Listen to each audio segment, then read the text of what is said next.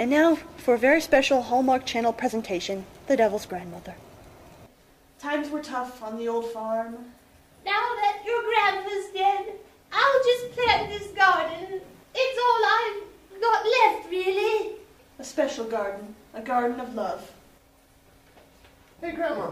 I heard what happened about Grandpa. Could you use a hug? Boy, could I! And so began a very special relationship between a grandmother and her grandson, who just happened to be the devil. Hey, could I help you plant those peas?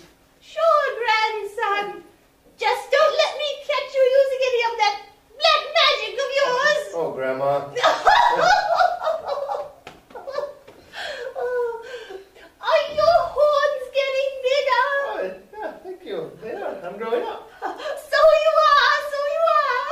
But the garden couldn't stay green forever. Hey, Grandma, what happened to the garden? Who are you again? What? I'm your grandson, the devil. Where did I put my glasses?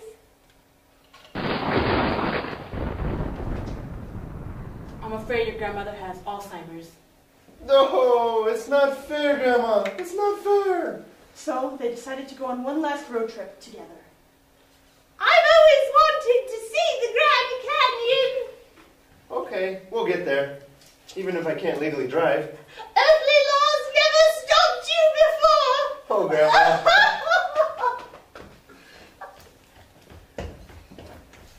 Who are you again? It would be the wackiest road trip of their lives. Did you just burn Albuquerque to the ground with the power of Hades? Oh, Grandma. Whoa! Whoa! But maybe, just maybe, they'd learn a little something about the power of the human heart. You know, Grandma, we ran out of gas about 30 miles back there, but I'm using a human heart to power the car now. Who are you again? But the greatest lesson would be when they reached the Grand Canyon.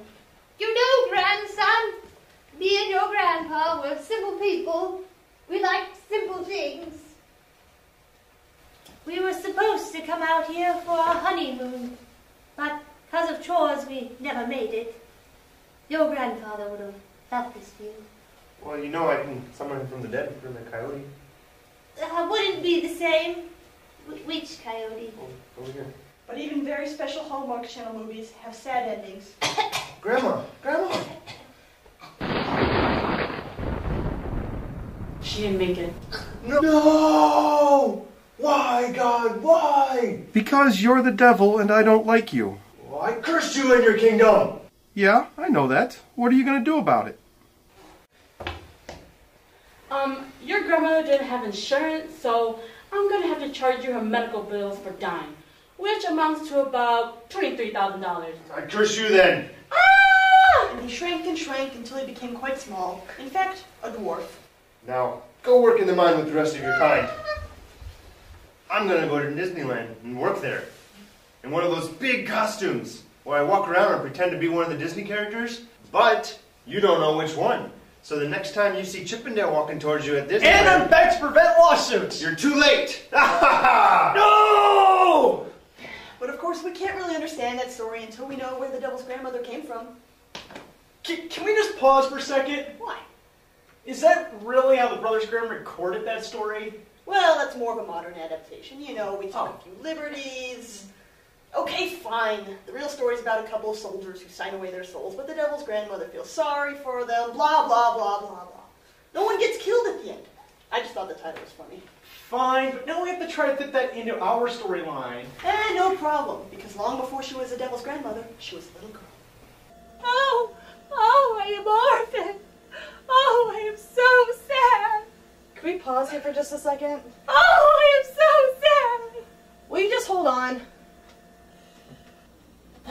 What is it this time? There's some really bad beef in the catering. Oh, the catering is bad. No. I had the beef. Everyone is throwing up back there. Excuse me. We don't have enough actors to do this one. What?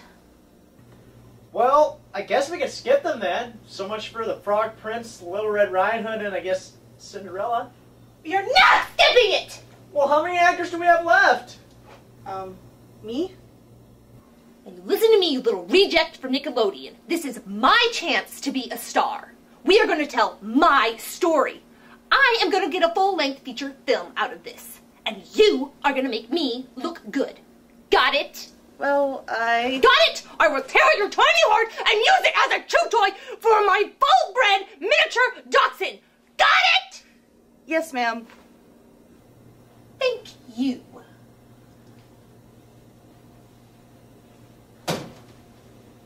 Oh, so sad. Life, so sad. Oh. So her mother died and her father remarried. Mother, where are you, Mother?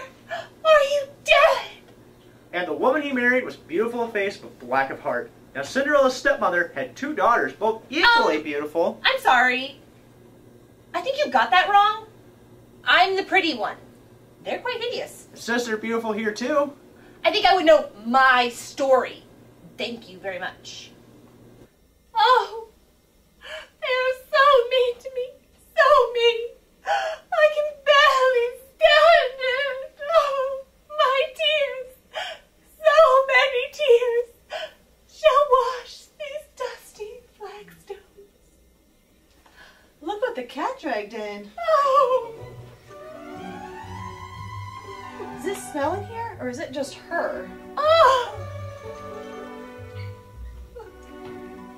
Oh, good one, Giselle.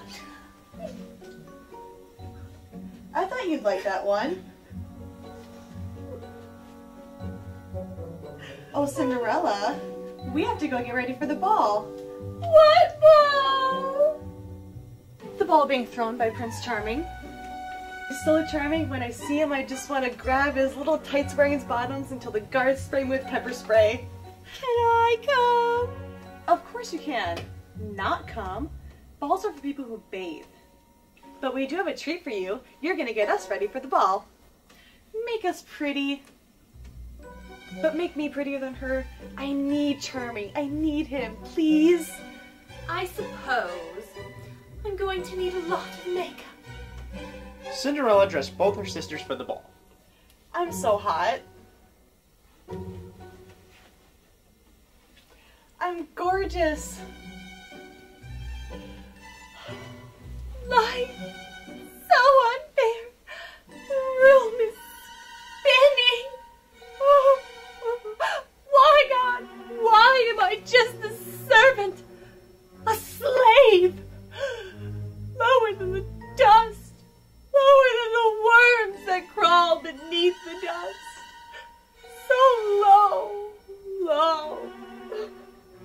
Now I shall cry myself to sleep, as I do every night.